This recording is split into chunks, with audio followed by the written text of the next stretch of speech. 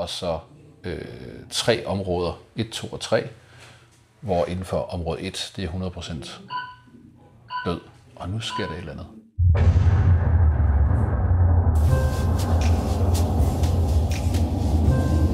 Lyset gik ud, og vi døde. Der var en eller anden form for detonation. Vi har så bemærket også, at zone 3, hvor helbredelse er sandsynligt, starter ude omkring 39 km. Helbredelse sandsynligt 39 km fra Ground Zero. Ja. Hej Claus. Hej Thomas. I dag er det så ikke nogen overraskelse for nogen af os, hvad vi skal tale om. Men det er så til gengæld en første gang i podcastens historie, har vi været i felten. Det er sådan... Efter 108 afsnit lykkedes det også at komme ud af vores virtuelle studie. Ja, og så var der en anden... nogle fødselsdagsgaver, der skulle indløses. Lige præcis. En af de helt gode fødselsdagsgaver, vil jeg sige, som jeg fik. Og det feltbesøg, vi var på, det var jo så i bunkeren. Og når vi siger bunkeren, så gives der kun én bunker. Der gives kun én bunker. Det er bunkeren med stort B. Ja. Ja, vi var virkelig under jorden. Vi har været en tur i Regan Vest. Og jeg tror faktisk, vi har teaset lidt om det besøg for måneder siden. Men nu lykkedes det altså også at komme afsted op nordpå til Rold Skov og dybt ned under kridtbakkerne. Hvad var din umiddelbare... Hvad tog du med hjem? Hvad var din fornemmelse? Ja, det er sjovt, fordi det havde jeg egentlig tænkt, jeg ville spørge dig. Okay. Jeg kom hjem fyldt med den gode, mørke koldkrigsstemning, vil jeg sige. Det var en kæmpe oplevelse, og det er bare at komme afsted, hvis man har en hang til bunker og den kolde krig, så er det ind og sidde i kø og købe billetter til næste sæson, fordi der er eddermame rift om den. 68.000 mennesker besøger Regan Vest hvert år, og de billetter er flået væk på ingen tid. Så man skal planlægge i god tid, vil jeg sige, men det er det hele værd. Det er jeg fuldstændig enig i. Og altså, du er nok den har mest bunkerromantik i dig af os to, det har vi talt om før. Det er derfor, det var så fin en gave. Ja, men jeg vil så sige, at man bliver virkelig sat i en stemning, og man kommer også til at tænke over nogle ting, og som det jo fremgået af skille gange af vores podcast, så levede vi jo under den kolde krig. Så man bliver lige taget tilbage til nogle af de der ting, og nogle af de også ting, som kunne være skræmmende, da vi var børn, ikke? Og som må jeg nok sige, viste sig egentlig ikke at være blæst op dengang. Der var faktisk nogle ret skræmmende ting. Der var en grund til det. Var et problem. Det var et problem, ja. Og så, det var så en fredag eftermiddag aften, og man kan sige, at vejret var perfekt også, hvor vi havde vindstille i Rold Skov, og så sådan en let dis og tåge. Så der stemningen var bare helt rigtig. Så der var ikke specielt lyst, da vi gik ind i bunkeren, men der var totalt mørkt, da vi kom ud fra den. Ja, det var på alle mulige måder en dunkel oplevelse. Det skal siges, at normalt så er de relativt skrappe med at optage både lyd og billede nede i bunkeren. Så vi skylder en kæmpe stor tak til presseafdelingen, som undtagelsesvis gav os lov til at tage mikrofoner med ned under jorden. Og ikke mindst til Carsten Mikkelsen, vores helt og aldeles fremragende guide, synes jeg, som vitterligt kunne lukke op for historieposen og give ekstra stemning og hælde på med fakta på hele turen under jorden. Det var en god oplevelse. Ja, mens vi står med Carsten, så tænkte jeg på, hvad er Carstens baggrund? Hvad lavede han, før han blev guide her? Altså, han var tydeligvis pensioneret. Og jeg tænkte, det kan godt være, at han måske været gymnasiet eller sådan noget, fordi han var virkelig god til at tale til folk. Virkelig stærk formidler. Ja, virkelig god gravitas, samtidig med temmelig sort humor oveni. Og det synes jeg var en fantastisk kombination til de her emner. Så jeg kunne ikke understå mig, og jeg måtte simpelthen spørge ham bagefter, da vi sad og spiste smørbrød i kantinen, om hvad hans baggrund var. Og det viste sig så, at mit bud med gymnasiet var ikke korrekt, men det var sådan i den rigtige retning, fordi Carsten havde været byretsdommer i Aalborg i over 25 år. Jeg kan godt se det for mig. Ja. Man kan blive taget i skole af Carsten i Aalborg Byret.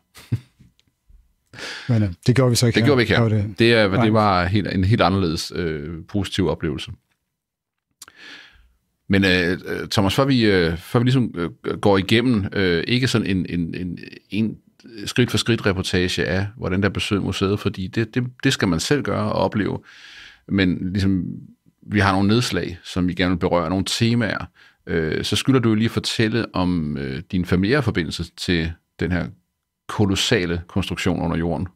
Ja, det er så også årsagen til, min far meget gerne vil se den. Og det var så, at min farfar var med til at opføre Regan Vest i 60'erne. Og han vidste faktisk ikke på det tidspunkt helt, hvad det var.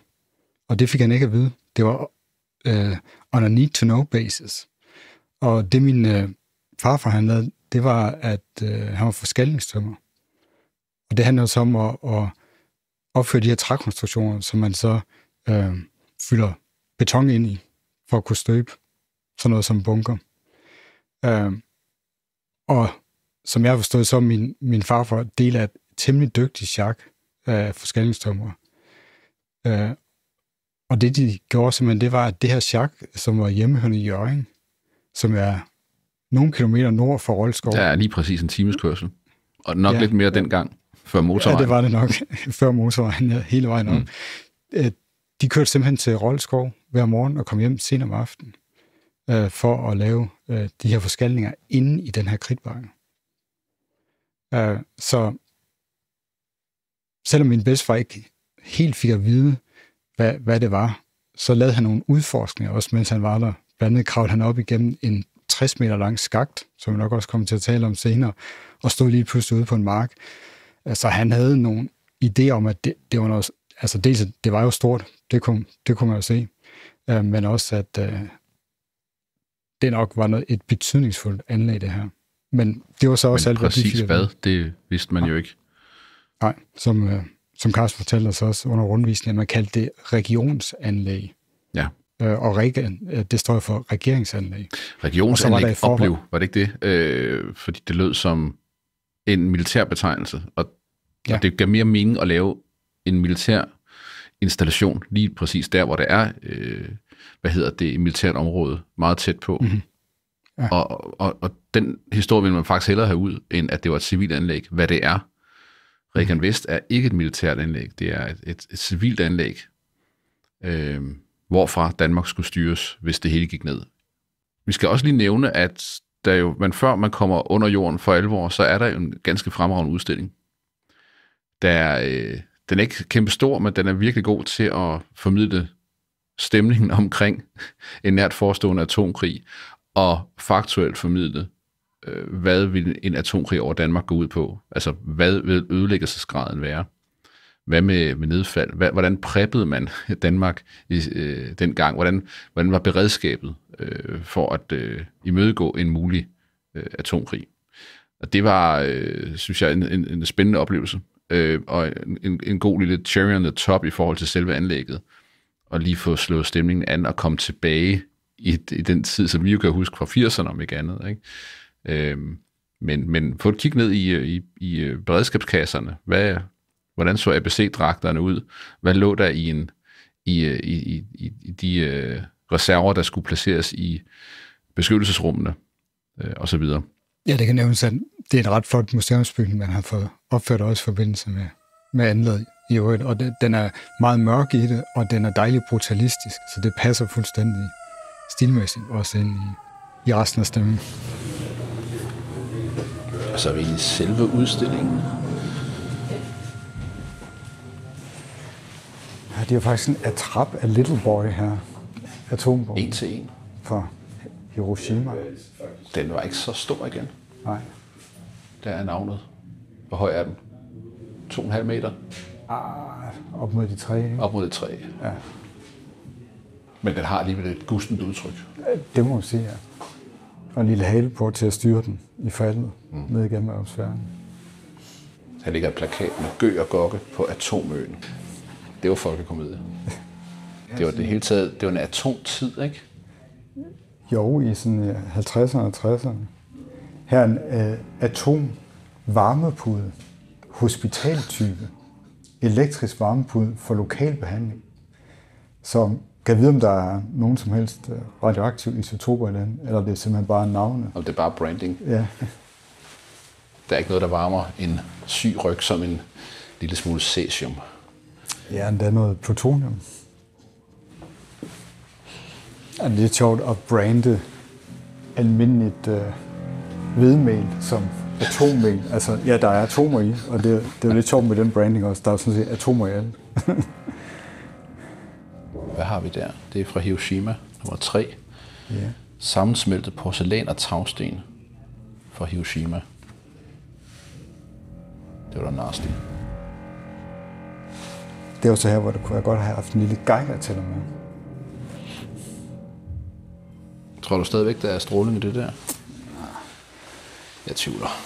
Det kan godt være, det er svært at detektere over baggrunden. Ja. Og her i nummer 2 i montren, det er mælketænder.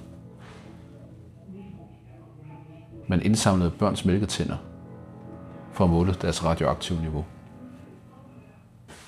Se, et gammeldags simuleringsværktøj. En nedfaldskalke, som man kunne lægge på kort ud fra ground zero, og så beregne, i hvilke zoner folk med 100% sikkerhed ville dø, 50% sikkerhed, eller man måske kunne helbrede. Charmerende. Ja. Alt efter... Nå ja, så står der en skala på kiloton. Ja. Så det er, kan man sige, nogle koncentriske cirkler, hvor vi har 2 kiloton, 5 kiloton, 30, 100 og 300 kiloton markeret. Og så en vifte ud til venstre, der viser afstanden til ground zero. Og så 3 områder, 1, 2 og 3, hvor inden for område 1, det er 100% død. Og nu sker der et eller andet.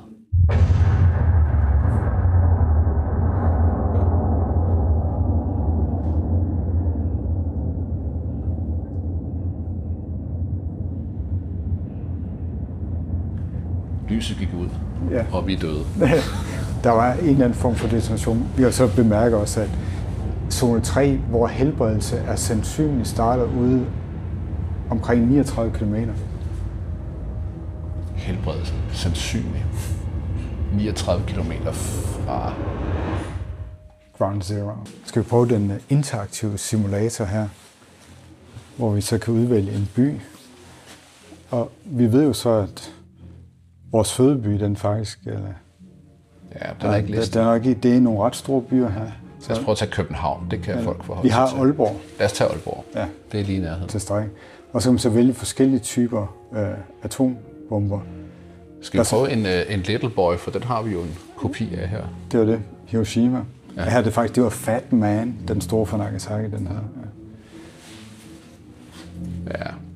Det ser ikke godt ud for Aalborg, hvis Little Boy sprænges. Hvad er det, 1 kilometer over jordoverfladen? 7.600 estimerede dødsfald, og folk, der kom til skade omkring godt 17.000. 17.000, ja. Man skal så prøve at tage den største SAR-bombe, USSR. Verdens største brækbombe nogensinde fremstillet. Ja. Det meste af Nordjylland er væk, ja. Kan vi godt sige. Der er thermal burns, hele vejen. Brandskader, cirka 50 kilometer nord og syd for Aalborg, hvis SAR-bomben landede her. Både mod Hobro i syd og Hjørring i nord. Ja.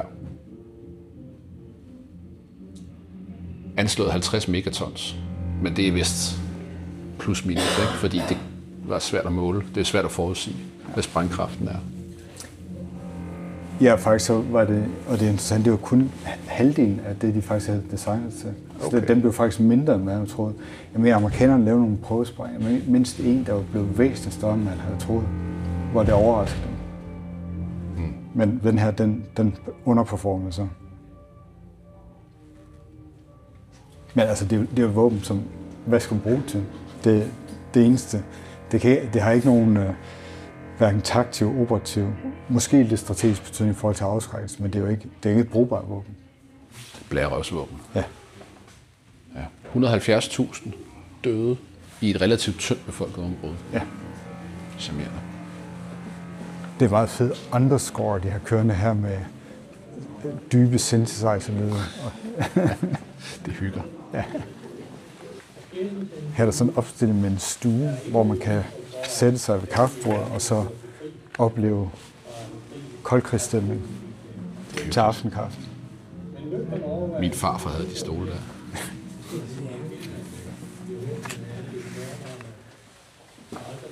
Så går vi simpelthen umærkeligt under jorden her. Ja. Ja. Så vi er nede i, hvad det kunne være et privat beskyttelsesrum. Ja. Der er batterier fra Helsen og minutkød. Knækbrød, store mariekiks. Ja, der er nok noget, vi har glemt lidt efterhånden, det der med totalforsvar. At både befolkningen og myndighederne og forsvaret sammen skulle hjælpe hinanden. Og så er der simpelthen varslinger herfra.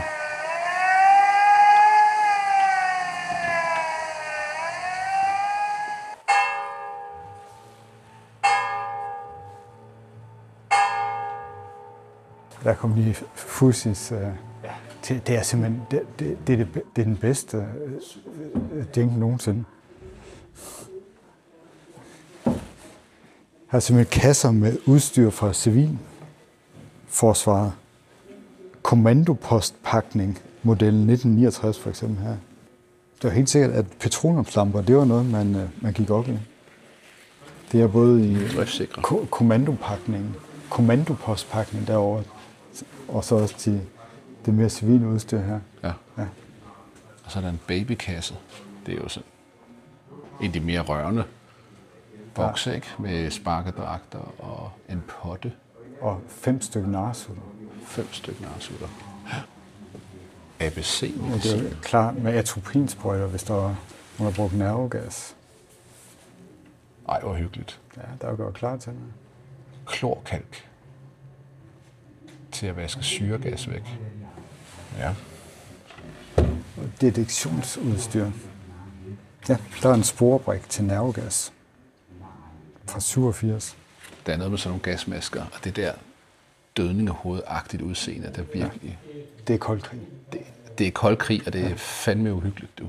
Værnepligtige skal uopholdeligt give møde, som anført i deres mødebefaling, og udskrevne køretøjer skal afleveres som angivet på udskrivningsbeviset. Jeg tror ikke, der er mange i dag, der forstår, hvad det blev sagt der. Ja, det går ned. 6-7, så stiller I bare. Flot udstilling. Jeg synes, den er lækkert lavet. Ja. Det må jeg sige. Og nu skal vi så en tur over i maskinmesterboligen. Det var den villa, der blev bygget lige ved indgangen til bunkeren. Udover at være dækket ud til en facade, kan man sige. Jamen, så er det også der maskinmesteren, der skulle stå for at passe dieselmaskineriet, og hvad der ellers var i bunkeren, han boede. Og det er en fuldstændig røvkedelig gulstens 60'er villa, der ikke ser ud af noget som helst specielt. Og det var nok hele pointen. Hvis man så går lidt ind i skoven om i, kan man sige, baghaven, så er det, man finder et usædvanligt stort underjordisk redskabsskur. Men lad det nu være.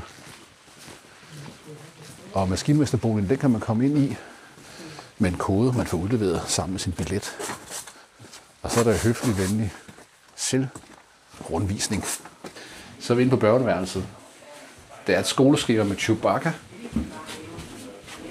Og her er simpelthen fra USA og Sovjet mødes i rummet. Apollo-Soyuz Test Project fra midten af 70'erne, hvor de har lavet en adapter, eller et sæt af adapter, så de kunne koble et Soyuz og et Apollo-kapsler sammen. Så lykkedes det alligevel at få det rumfart ind i episoden. Selvfølgelig. Og det er jo selvfølgelig her på børneværelset. Naturligvis. Og jamen, vi er helt på linje med den her unge mand, for der er også rum-Lego der, kan vi se. Og Star Wars. Det er lige i øjet. Vi føler det værelse her. Ja. Det gør vi. her er så driftsmesterens hjemmekontor. Ja. Udover det, så lever og bor Kirsten, børn og jeg, ligesom helt almindelige andre familier. Og der er nogen, der har skrevet her, at Erik skal ringe vedrørende udskiftningen af iltflasker i bunkeren. Okay. Jeg er ikke sikker på, at man udtrykte sig på den ligefremme måde dengang. Nej, jeg undrer mig også lidt over, at der faktisk er en oversigtstegning over bunkeren på hans opslagstavle. Ja, hvis der nu var kom børn på besøg i huset, eller gæster. Det tror jeg ikke, man... Endda fra vinduet, ja. Det skulle man ikke være så outspoken omkring. Nej. Det er interessant, den vej, man kører ned, at der ligger nogle 100 meter før det her net, der ligger faktisk Tingbæk kalkminer. Mm-hmm. Og det er jo sådan en turistattraktion. Der mener jeg var med familien også i 80'erne. Ja, det var vi. Og hvis man bare var kørt lidt længere ned ad den vej, så havde det her, altså, så havde man så mødt den her driftsmesterbygning. Men altså, det gør man jo ikke. Du har bare set et gulstenshus langs vejen, og ikke tænkt nærmere over det. Ja, og det var meningen. Ja. Altså, ja, det var på den måde virkelig godt skjult, ikke? Jo. Men skal vi ikke bevæge os op mod bunkeren? Lad os det. Lad os gå ind og kigge på det. Det første, vi kommer til her, det er den ydre politivagt. Ja, det første, der møder en, det er jo de her, det er jo indgangen. Og lad os lige gå igennem, hvordan man kommer ind i en bunker. Fordi det er jo ikke bare en dør. Der skal tages hensyn til, at det her anlæg faktisk var bygget til i hvert fald at tåle noget, der minder om et direkte nedslag af et taktisk atomvåben. Og det vil sige, at det skal kunne modstå en kolossal trykbølge. Ja, og det er så derfor, at man har en enorm lang gang ind til der, hvor selve hoveddøren er til bunkeren. Så ude på overfladen af kridtbakken, der er så sådan et indgangsparti, kan vi kalde det. Det første indgangsparti, som så er også modelleret og ligner indgangspartiet angiveligt på en række forskellige ammunitionsbunker og sådan noget netop i samme område. Så det ikke ser ud som om, det er et særligt anlæg. Det ligner bare alle mulige andre. Og der er så et lille kontor, hvor der kan sidde 2 betjente for Aalborg Politi, som ligesom skulle være det. Det er en hård post. Ja, den er ikke misundelsesværd, den post der ikke under de betingelser der. Det var ligesom det sidste bevæbnede forsvar, man havde. Ja, men det var 2 tjenestepistoler og omkring 30 håndgranater. Jeg tror kun, det var 10 for. Var det 10? Det var i hvert fald det er en stakket frist, hvis nogen ville ind i bunkeren. Men man kan sige, det var heller ikke et bunkeranlæg, der sandsynligvis skulle mødes af en infanteri, altså, eller imødegå infanteri. Det var jo til de store våben. Det skulle beskytte vores regeringstop og kongefamilien. Men det, der slog mig ved hovedindgangen, hvis man kan kalde det, det var, at den er lavet af træ. Mm-hmm. Og trykbølgen vil, som vi fik at vide, bare fjerne den. Altså, den vil være væk. Det er ikke den dør, der skal stå imod trykket. Den kommer langt længere inde. Ja, og det er så der, man skal gennem en 300 meter lang tunnel. Og der ved jeg så, at den var min farfar med til at lave. Og det er sådan en buet tunnel. Og hvis man søger efter billeder fra Region Vest, så er der ofte de billeder, der kommer frem. Og man har lavet gangen sådan, at der er en bue der, og der er en længere henne også. Og I kan se, det er sådan ligesom, der er lavet ribber. Hvor der ligesom er nogle ribber i siderne. Og det var så det, blandt andet det, min farfar med til at lave. Forskallinger, så man kunne støbe sig de der 300 meter ind i kridtbakken. Ja. Og de her bafler, kan man sige det på dansk, i struktur i den runde tunnel gør jo så det. Altså, der er en grund til, at de er der, og det er simpelthen for at bremse en trykbølge. Hvis man sender en trykbølge ind igennem et rør med riller, så bevæger den sig markant langsommere. Hvis man sender en trykbølge igennem et glat rør, så bevæger den sig hurtigt. Hvilket faktisk var udmærket illustreret på museet med nogle plastikrør. Ja, og så er der ydermere lavet nogle forskellige afledninger, hvor trykbølgen så kan få lov til at bevæge sig lige ind i nogle afledningstunneler, i stedet for at forplante sig videre ind mod anlægget. Og det er så også sådan, at man så har gået de der 300 meter.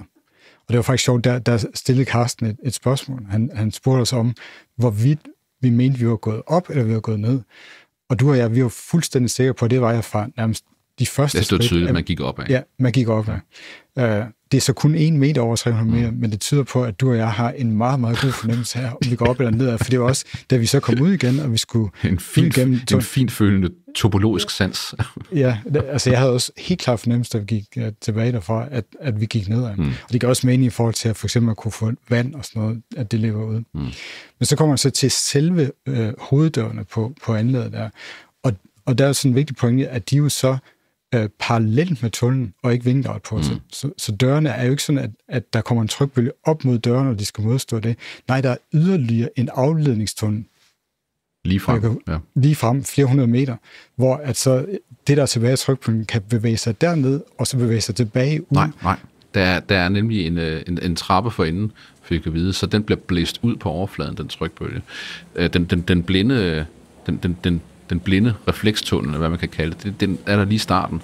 Så man går et lille stykke ind, og så ser man den her tunnel, der simpelthen stopper for at reflektere trykbølgen den anden vej ud. Og så i en, 45 graders vinkel på den, kommer den 300 meter, der er måske 250 meter tilbage af den gang. Så kommer dørene til siden, det kan vi lige vende tilbage til, og så er der ligesom udblæsning frem efter. Ikke noget, vi kunne se, der man må ikke have lys derinde, fordi der er rigtig mange flagermus, og de er fredede. Vi hilser også på et par stykker af dem. Og på højre side, der ligger så det tekniske afsnit, kan man sige, hvor man så har de to store dieselmotorer, dieselgeneratorer til at lave strøm, og den ene står i standby for den anden. Og det var så der, du faktisk sneg dig til at være sidste mand og fik lov til at lukke dørene i en bunker. Og her vil det være meget fint, hvis den, der går igennem døren, vil lukke den efter sig ved det. Men det nederste håndtag, undskyld. Den der dieselmotor med en generator for enden, den er tilstrækkelig til at kunne forsyne anlægget her med strøm i op til en måned. Og når den kan køre så længe, så er det fordi, der under jer, uden at I kan se det, her er 6 store tanke med en kapacitet på hver 12.000 liter. Ja. Det føles godt at lukke døren i en bunker. Det er helt sikkert. Det var desværre ikke de tunge blastdoors, vi fik lov til at lukke. Det var en dog svær jerndør ind til selve dieselmaskinerne. Og længere inden var smeden jo så, hvor håndværkerne kunne arbejde på de her dieselmaskiner. Og der er vi jo, altså det er lidt sjovt, fordi det er jo så adskilt fra indgangen til selve bunkeren. Og i en skarp situation, så vil de der trykdøre jo være lukket på begge sider. Det vil sige, at fra dieselmaskinerne og ind, der skal man så under hovedgangen. Og fordi det kan blive kontamineret. Dieselmaskiner har brug for luft. Det bliver trukket ned fra overfladen gennem filter, men det er nok ikke usandsynligt, at hele det område vil være forurenet af radioaktivt støv på et tidspunkt. Og derfor kunne maskinmesterne, smedene, passere under jorden og ind i den egentlige bunker igennem et dekontamineringsrum, hvor de kunne blive spulet ned og så dukke op på den anden side, hvis det måtte være nødvendigt. I fredstid gik man jo bare via de store døre hen over gangen og ind i bunkeren. Men jeg synes allerede der fik man virkelig den der fornemmelse af, at hvor helt og aldeles ubehageligt det måtte være at være henvist til en bunker i uger eller en måned måske, hvis det hele gik ned. De ganske få mennesker, der fik lov til at vide, hvor den var og skulle derned, ikke? Jo, helt klart. Det står så for egen regning, når jeg har det gæt, at det nok har været Cuba-krisen, der har været et godt skub til, at man allerede året efter, nemlig i 1963, tog sig sammen og begyndte at lave det her. For NATO's anbefalinger lå længere tilbage. Men heldigvis blev heller ikke det til noget. Nu er vi jo så kommet ind i bunkeren, men jeg synes, vi skal gå lidt tilbage i tid så faktisk, for lige at placere det her. Ja. Og hvorfor man gjorde det her, og man gjorde det på det tidspunkt. Ikke? Der var noget bevillingsarbejde, der gik i gang i 1961. Men som vi kan høre Carsten sige, så kunne der måske også være noget, der fik sat lidt mere fod i fejmålet, som var Cuba-krisen i 1962. det var som om, at det var der, at Danmark vågnede op og sagde, at det her kunne faktisk godt gå hen og blive sandsynligt. NATO havde jo generelt rådet medlemslandene til at sørge for regeringsanlæg af den her type, eller i hvert fald bygget efter nogle forskrifter. Men det var som om, at man i hvert fald i Danmark havde lidt svært ved at tage sig sammen, fordi det jo har været et afsindigt dyrt byggeri. Det har været svært at hemmeligholde osv. Men da man så fra en anden bunkerinstallation i Danmark, nemlig Langelandsfortet, spotter skibene på vej igennem Østersøen og mod Cuba, det var ligesom der, man blev klar over, at det her, det er alvor, og måske endnu en gang indså, hvor Danmark ligger henne, som en kæmpe stor prop i Østersøen. Og det vil sige, at den russiske flåde skal rundt om Danmark, igennem vores stræder, indre farvande, og de er ret nemme at minere. Og det vil sige, at vi kunne sådan set stoppe hele den russiske, eller en stor del af den russiske flåde, fra at komme ud og deltage i en eventuel krig. Og det er klart, det er lidt risky at stå i vejen for den. Ja, dengang var det jo den sovjetiske endda. Det var den sovjetiske flåde, det skal vi huske, ja. Men lige til at gå tilbage til det med tiden og Fuji-Five-måde, ikke det med, at man gik så i gang, altså mellem 1963 og 68 med opførende, og det er jo egentlig også ret imponerende, at der kun gik 5 år med at få det færdigt. Man tog det alvorligt, det her. Det, der har vist sig siden, ikke, det var, at Warszawapagten jo netop havde de der angrebsplaner mod Danmark, som for at bemægtige sig adgangen til Østersøen, ikke, så var man faktisk villig til at smadre Sjælland og Fyn formentlig, og dele af Jylland. Så derfor så var man jo faktisk ikke engang paranoid dengang. For vi fik også at vide, hvorfor anlægget er placeret netop, hvor det er. Man kan sige, jamen, hvis det skal være et regeringsanlæg, og det skal være 350 personer, plus minus 1, fra regeringstoppen, embedsapparatet og så regenten, for at grundloven bliver overholdt, ikke? Så kunne man tro, jamen, var det ikke smart at placere sådan et anlæg ude på Sjælland? Så man hurtigt kom ned i det. Så man hurtigt kom ned i. Men hypotesen var, og den viste sig så også at være korrekt med de planer, der blev afslået efter den kolde krigs ophør, at den polske hær skulle stå for at smadre Sjælland og Fyn med taktiske atomvåben. Og hvor slemt det var, det har museet fået oplysninger om fra pensioneret generalløjtnant Kjeld Hillingsø, hvis navn nogen plejer at kende. Han var en del af sin karriere øverstbefalende for NATO's styrker i Nordeuropa, og han har noget skræmmende kunne fortælle, at man fra NATO's side, der var fuldstændig på det rene med den afgørende strategisk betydning, de her zoner og bælter, som er vores har. Så det her område regnede man ikke med at kunne beholde på danske hænder. Forventningen var, at det ville blive massivt bombet med atombomber, og dermed mere eller mindre gjort ubeboeligt i første bølge. 180 våben i kan man sige, taktisk klasse skulle sendes afsted mod Danmark, og langt hovedparten over hovedstadsområdet, og Roskilde, ved jeg, ville også få en ordentlig by, sandsynligvis også Fyn, fordi så var der ikke rigtig nogen tilbage, der kunne tage ud og minere de her indre farvande.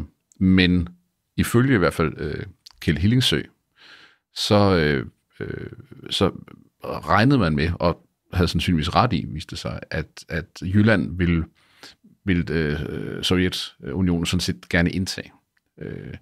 Det ville være smart at have et brohoved på Jylland som brohoved, kan man sige, i stedet for at smadre det fuldstændig. Hvilket så gjorde, at der jo nok ikke faldt så mange atomvåben. Nogen ville der nok over militærinstallationer, men sandsynligvis ikke så mange over Jylland. Og 2, man ville ligesom have lidt tid, fordi den røde hær skulle trods alt via Polen, Tyskland og så op igennem Jylland.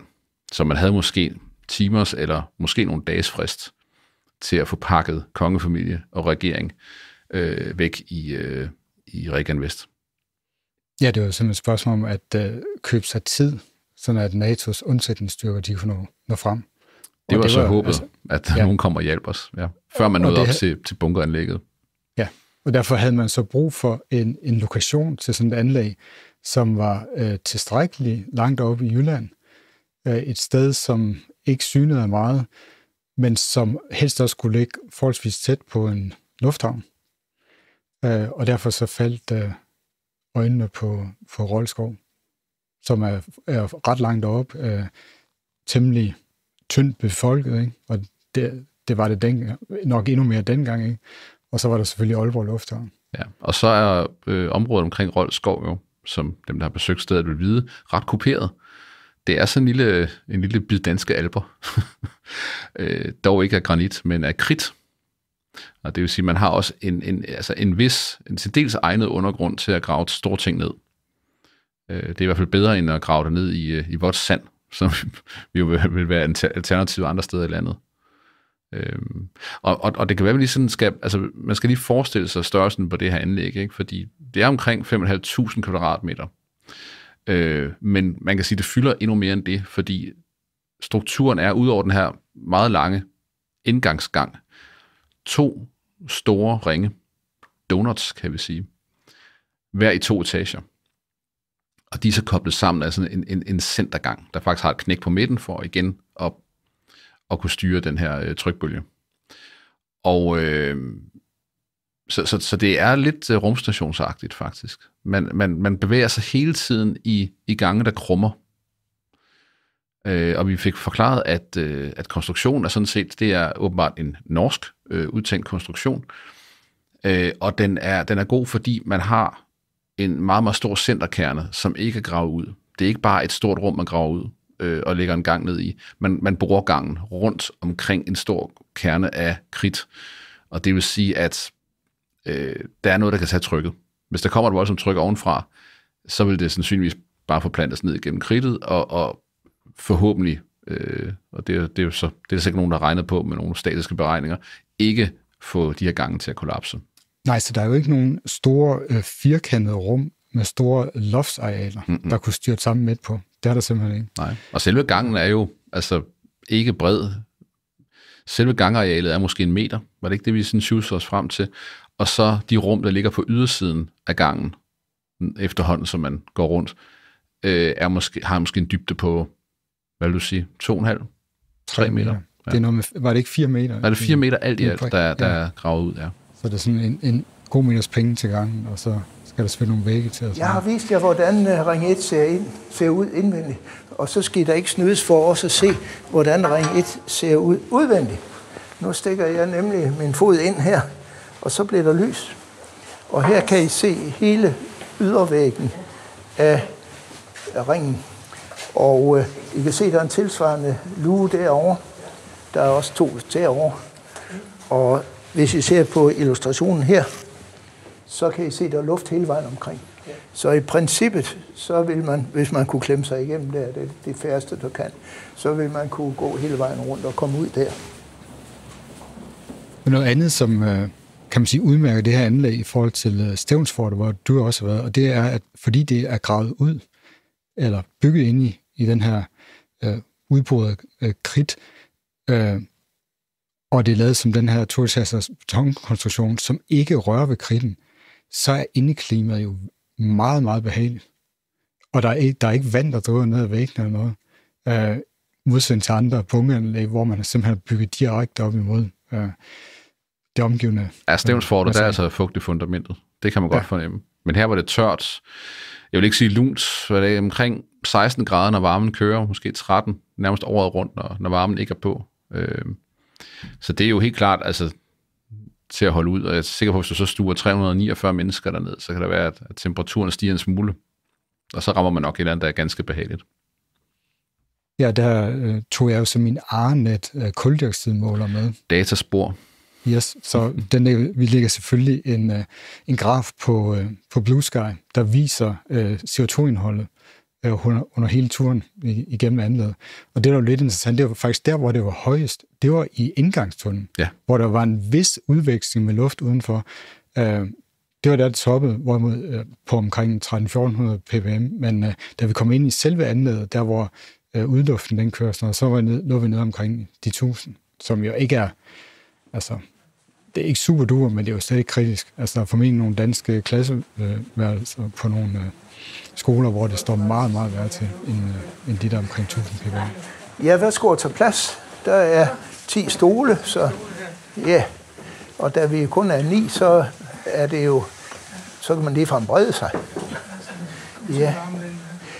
Nu er vi så kommet ind i det lokale, som det hele drejer sig om. Det er nemlig herfra, Danmark skulle regeres. Det er regeringsmødelokale. Her skulle samtlige minister kunne komme og tage plads omkring bordet, og deres drøftelser kunne så blive opfanget af de mikrofoner, I kan se hænger ned fra loftet, og det vil så blive transmitteret via højttaler, som den I ser der, længere ned ad gangen her, hvor embedsværket sad og kunne følge med i, hvad der blev drøftet og blev vedtaget her. Så hvem var det, der skulle have lov til at komme ned og måske overleve en global atomkrig, hvis det gik virkelig galt? Det var jo ikke alle forundt, det her. Nej, altså, vi nævnte tidligere, at det var et civilt anlæg. Og det, der var ideen her, det var jo så, at, som navnet tilsiger, det skulle være et regeringsanlæg. Og det siger, man tog simpelthen regeringstoppen, de vigtige ministerier skulle være tilstrækkeligt repræsenteret, selvfølgelig statsministeren, men især de ministerier, der var vigtige for, at landet kunne overleve i sådan en situation her.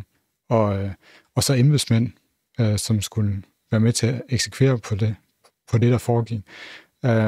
Og så selvfølgelig supportpersonalen til at holde bunkeren i gang.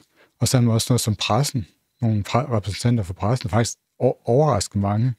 Men var det ikke 17 repræsentanter, ja. Ikke? For Ritzau, AP og sikkert de store dagblade. Danmarks Radio naturligvis. Ja, men det lyder som, det kunne være vigtigt for at skabe noget legitimitet og også have evnen til at kommunikere til befolkningen. Ikke? Jeg synes, det var interessant, hvordan Carsten fortalte, altså man havde jo virkelig, du siger, der var 2 ministerier, der var ekstra vigtige. Det var selvfølgelig, vil jeg sige, Forsvarsministeriet og Udenrigsministeriet. Der var forholdsvis tungt repræsenteret. Statsministeriet var repræsenteret, men ikke med super mange mennesker.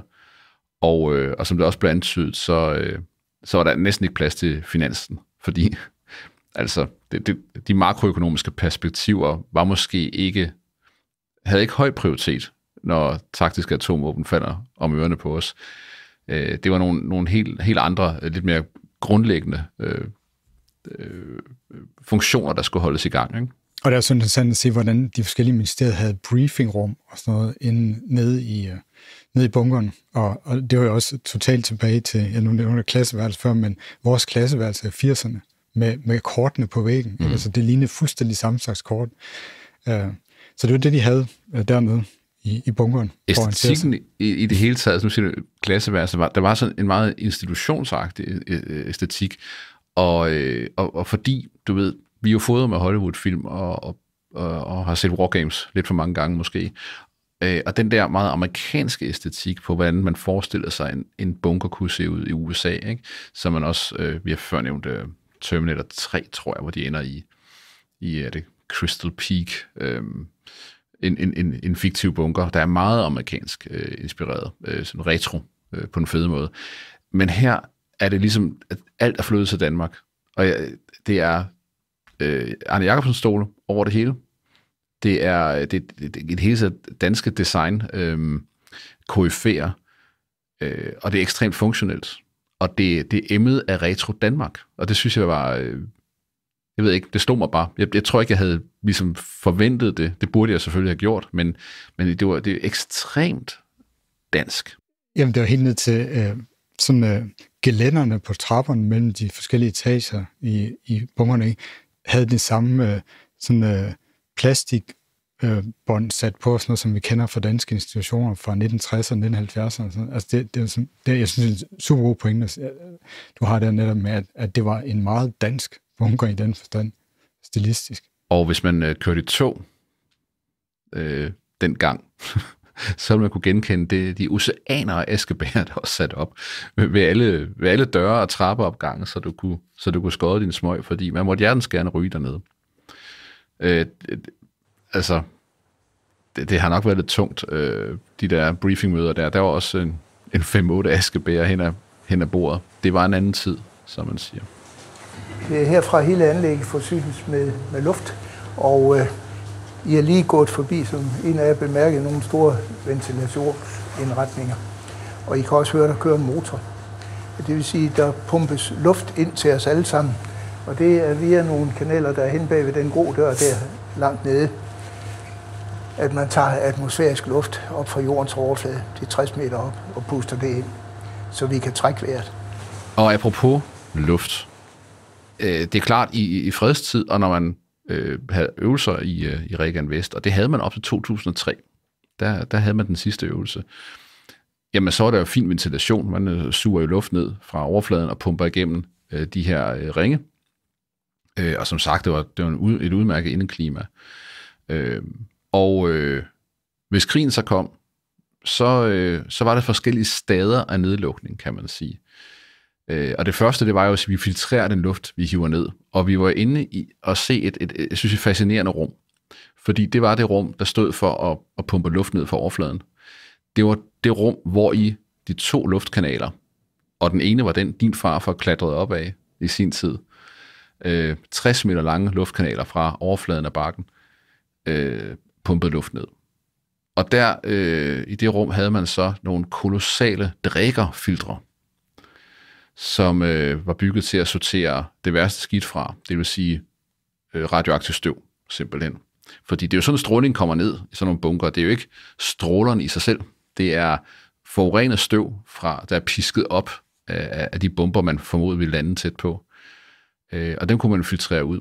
Og der fik vi den her, synes jeg, rystende historie om, hvordan på et tidspunkt skal de her filtre skiftes. Det skal foregå manuelt.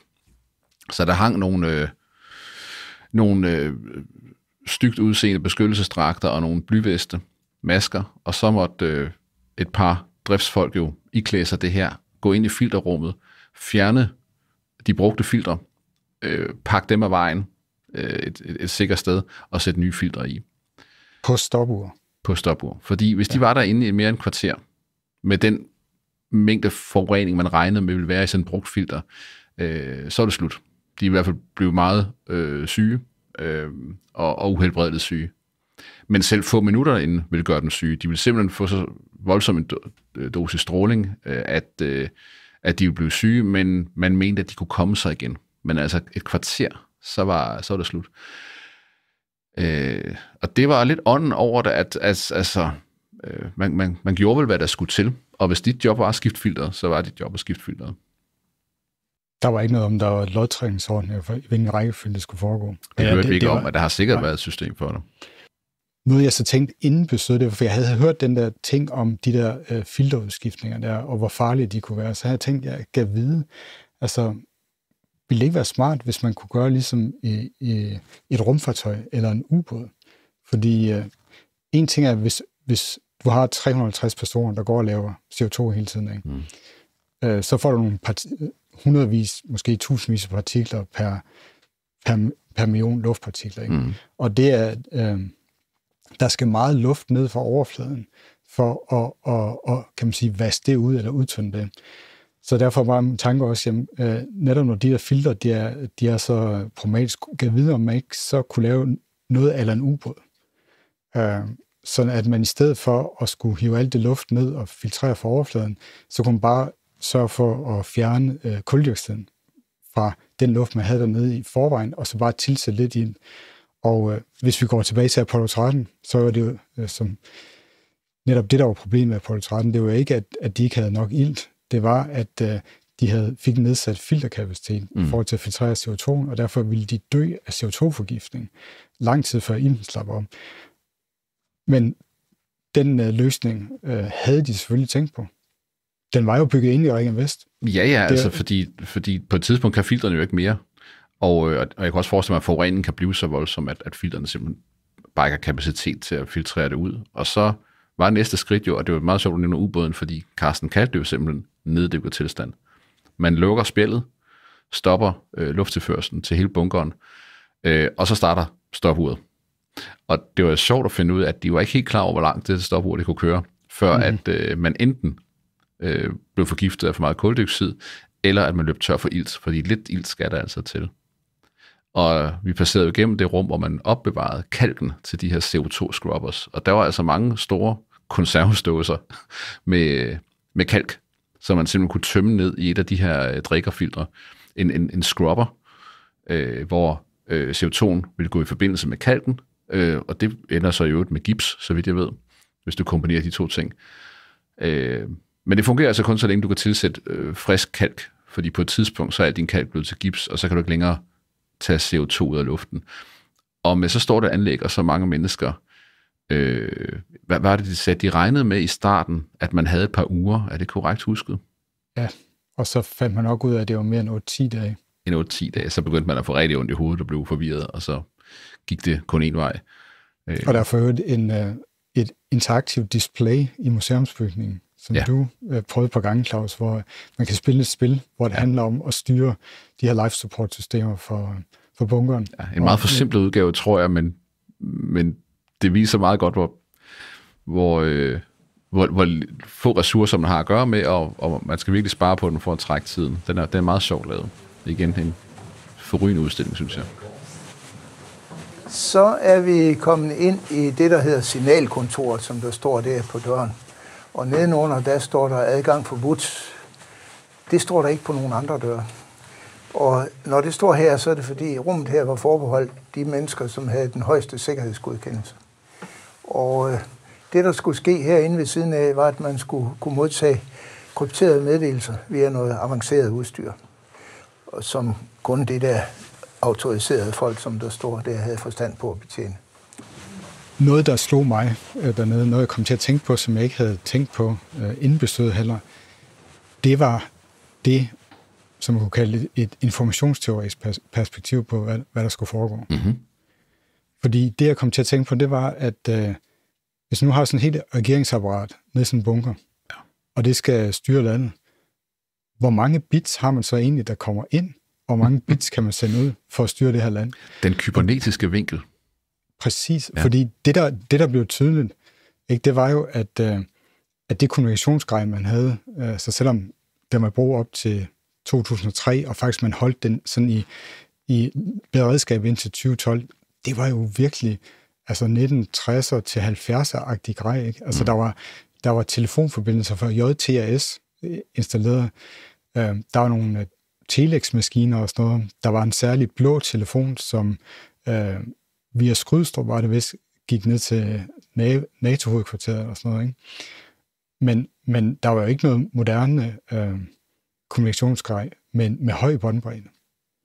Så det spørgsmål, der stod mig der, det var, jamen, hvilken fornemmelse, hvilket billede af, hvad der foregår deroppe, derude i det her samfund, og hvor meget af det samfund er der tilbage, vil man egentlig have, når man sidder nede i en bunker? Ja. Man er jo blændet. Man har jo vitterligt ikke nogen anden fornemmelse af det, du så kan få ned via nogle kommunikationslinjer, som måske eller måske ikke er væk.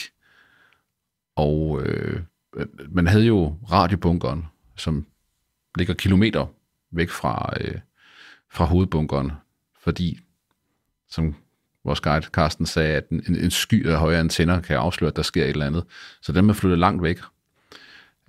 Og så havde man, og det var vel det, og så telefonlinjerne, ikke? Som i øvrigt var tilsluttet nogle hovedlinjer, som man kunne ligesom vælge, om man ringede fra det ene eller det andet områdenummer. Fordi så kunne du ligesom skjule bunkerens beliggenhed. Den lå i 08-området, og hvis du så kunne koble ind og ringe fra et 03-nummer, så ville det være svært for fjenden og nysgerrige journalister at finde ud af, hvor bunkeren egentlig opholdt sig, eller befandt sig. Så der var indbygget fysisk spoofing i de her telefoner. Ja. Det var ret vildt. Der var også en anden mulighed, og det var, at man faktisk kunne koble sig direkte ind med et override på Danmarks Radios sendenet. Ja. Og der var jo så også faktisk indrettet et studie, meget interimistisk studie i bunkeren. Det får vores virtuelle studie her til at ligne 1 million, fordi det var godt nok skrabet. Ja. Men nok til, at man lige kunne lave lidt radio. Ja, og for eksempel kunne man også sende regenten derind og for at lave en meddelelse til kongeriget, hvis det var nødvendigt. Forhåbentlig ikke en meddelelse om overgivelse, fordi det var der jo også gjort klar til. For dels var der en kæmpe makulator, så man kunne destruere dokumenter. Men der var også lægtehammer i de her forskellige lokaler, hvor kommunikationsfolkene sad, så de kunne gå i gang med at smadre apparaturet, og især krypteringsdelene af apparaturet, så fjenden ikke kunne overtage det, og dermed udgive sig for at være den danske regering. Så det var der også gjort klar til. Så hvis de der betjente for Aalborg politi ude i indgangspartiet, de havde givet op, så var det der, man gik i gang med hammerne og for alvor i gang med kalkulatormaskinen for at destruere de ting, der kunne gøre, at fjenden kunne få en fordel der. Men jeg synes, det er interessant, ideen om, at hele anlægget skal beskytte vores regering, fordi et land skal have en ledelse. Og tanken er jo, at hvis du skærer hovedet af kroppen, og ikke længere har en regering, så forfalder landet i anarki. Men jeg synes, du havde en super god pointe at sige, hvor meget ledelse kan man udføre fra et glorificeret hul, 60 meter under nogle bakker i Rold Skov. Selv hvis kommunikationsgrad fungerer, så er der ikke meget båndbredde ud. Du får måske ikke engang noget svar ind. Hvem hører dig? Gør de, som du siger? Følger de reglerne? Nye lov kan udstedes. Og eftersom dronningen og dengang anlægget var bygget, kongen og hans dronning, og senere dronning Margrethe og prins Henrik ville være til stede i anlægget. Og vi ville have et funktionsdygtigt statsministerium, så kunne man jo udstede nye love. Men vil de love kunne implementeres og håndhæves i samfundet? Eller er det mere en illusion om en ledelse? Vil verden udenfor, resten af Danmark, det der måtte være tilbage af os, forstå, at der stadig var en regering? Vil det betyde noget for os? Det tror jeg på et eller andet symbolsk plan.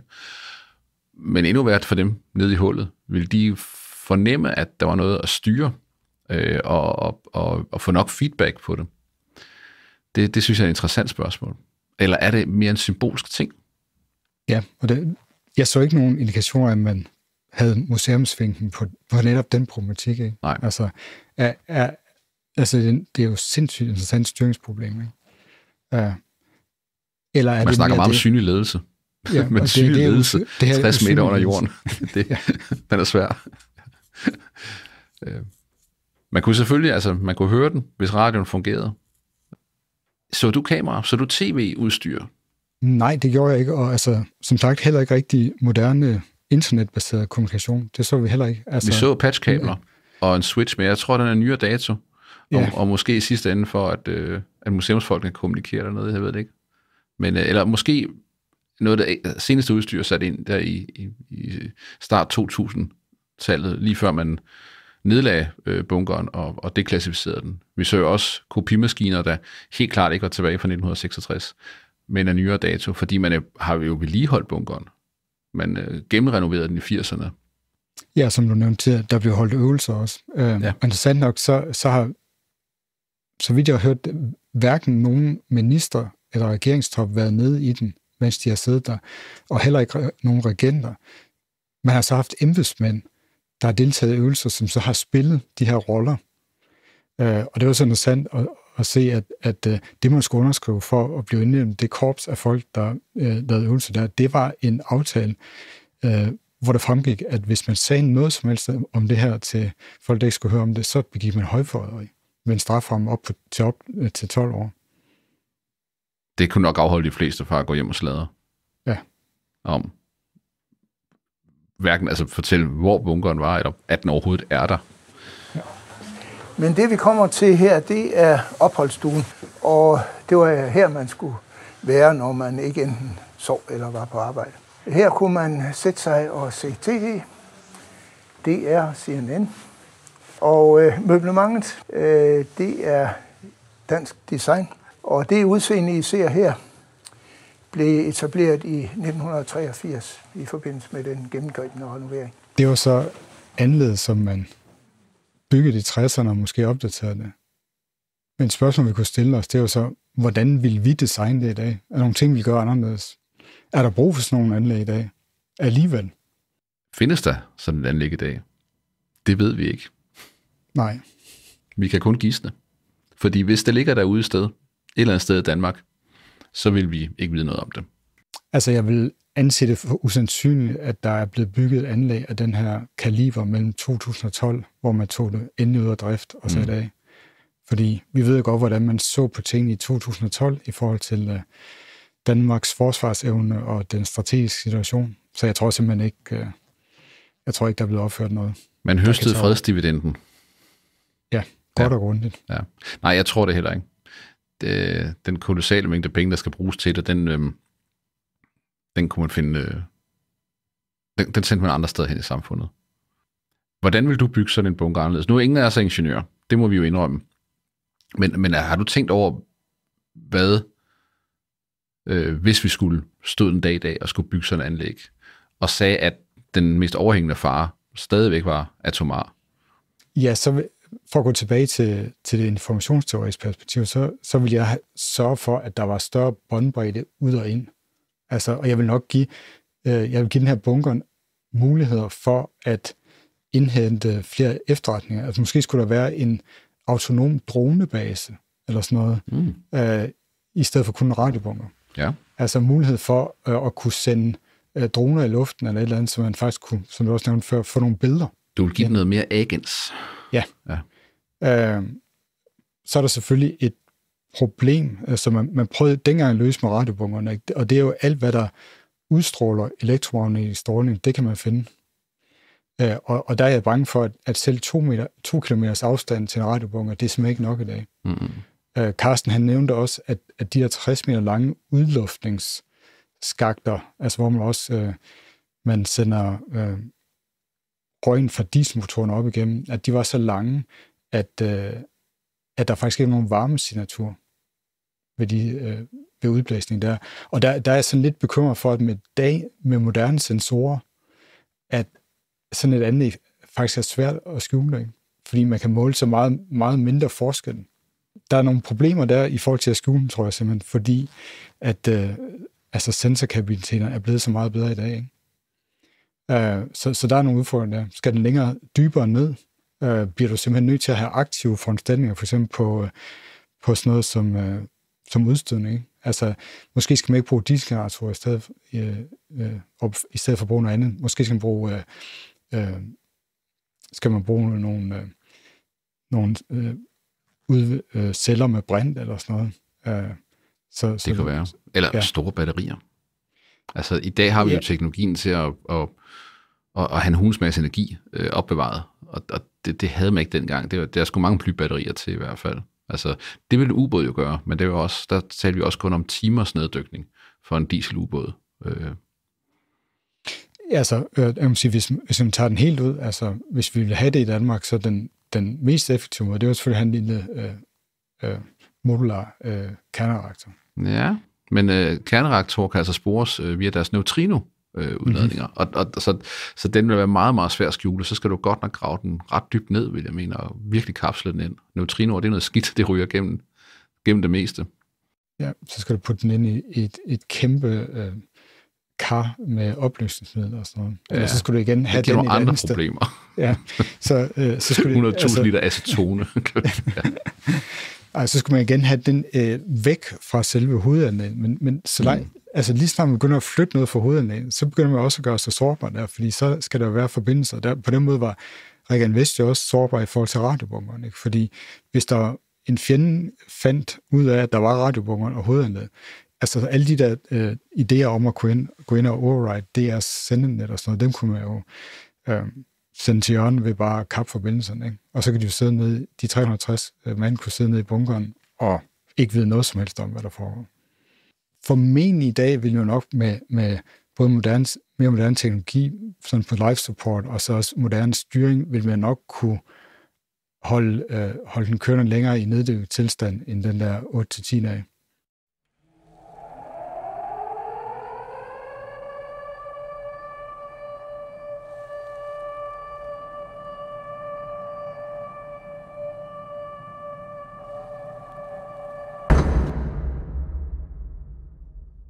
Ved du, hvad jeg tog med mig op også? Jeg tog en... jeg tror, min bunkerromantik er blevet lidt helbredt. Jeg vil sige, når man først har været nede i en rigtig bunker, som er bygget til ophold og overlevelse, og ikke et bunkeranlæg fra 2. verdenskrig, som er bygget til forsvar og til at huse nogle kanoner, så finder man ud af, at det er ikke særlig romantisk. Det er ikke et sted, man har lyst til at være mere end højst nødvendigt. Det var vanvittigt spændende at være der og se det. Altså en kæmpe oplevelse. Også en større oplevelse, end jeg havde regnet med, faktisk. En helt anderledes oplevelse end de militære bunkeranlæg under Stevns og på Langeland. Men vitterligt spartansk på den trælse måde, ikke? Altså, hvor man kunne mærke, at det her, det er ikke et sted, du overlever særlig længe. Det er en stakket frist. Om du så psykisk eller fysisk, hvad der slukker først, det er jo op til den enkelte. Men det har ikke været sjovt.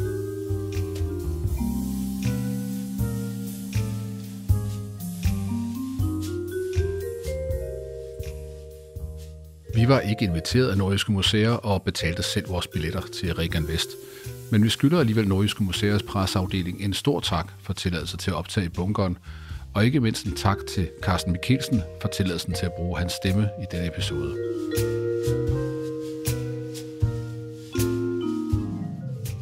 Silberbauer og Blomstedt er en samtale om systemerne, videnskaben og mønstrene bag de fænomener og teknologier, der definerer alt fra vores dagligdag til menneskehedens ultimative skæbne. Efter episoden her poster vi kilder og noter på Blue Sky, hvor vi også er nysgerrige på dine kommentarer, kritik eller idéer til emner, vi kan tage op.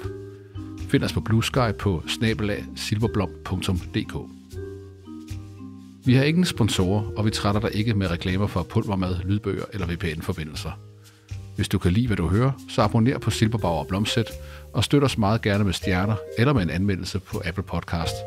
Vi higer jo alle sammen efter anerkendelse i en eller anden form. Del også gerne Silberbauer og Blomstedt med familie, kolleger og venner, specielt hvis de, ligesom dig, har en inklination mod videnskab og erkendelse. Sidst, men ikke mindst, tak for, at du lytter med.